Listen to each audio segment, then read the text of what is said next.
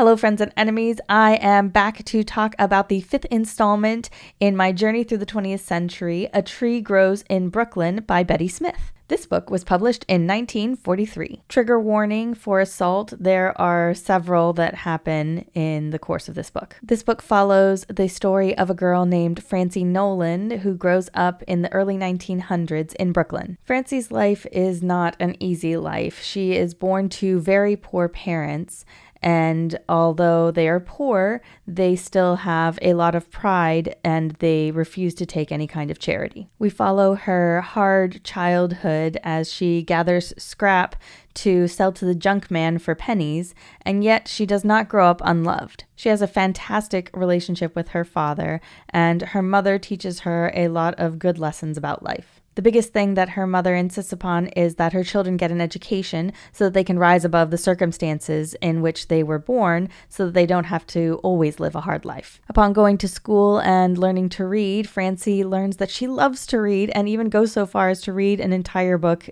every single day. She also finds out that she is a fantastic writer and even gets one of her stories published in a magazine. However, tragedy strikes, and unfortunately, Francie's father passes away due to his struggles with alcoholism. This is a hard blow for Francie because she adored her father and the joy he brought into her life through his singing despite his struggles. She begins to write about her father and her circumstances, and in a scene that is incredibly infuriating, her teacher gives her bad grades because she chooses to write about the realities of the poverty and the alcoholism that she had to endure. The teacher insists that she needs to write more about beautiful things, and when Francie asks, well, what does that mean? What does beauty mean? Her teacher says, well, beauty is truth.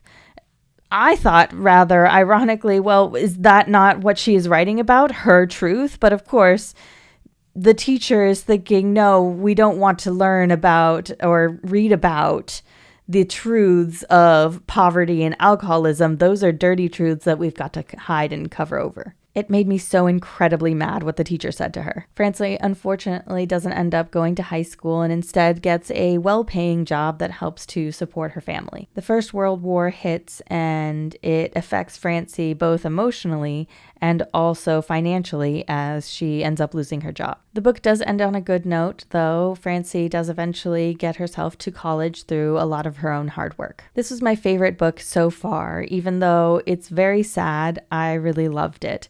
It made me cry twice. It's a nostalgic story about Francie's childhood, and yet it doesn't shy away from the harsh realities of living in poverty. It talks about things like the hunger they experienced and going without nice things like heat, for example, in the middle of winter, and saving every penny they can just to be able to buy food and necessities. It also covers the sorrows and pain of living with grief, as well as the eye-opening realities of growing up. The tree is a real tree that is growing in the front yard of the tenement that Francie lives in, but it is also a metaphor because they try to cut down the tree and make sure that it doesn't grow back, but no matter the efforts that they take, it still grows back and it still thrives. I love this book so much. It's really sad, but really good. There are a few stupid man choices in this book, but not enough to warrant a rating on that scale. So I'm just going to give it an outright 5 out of 5 for being an excellent book.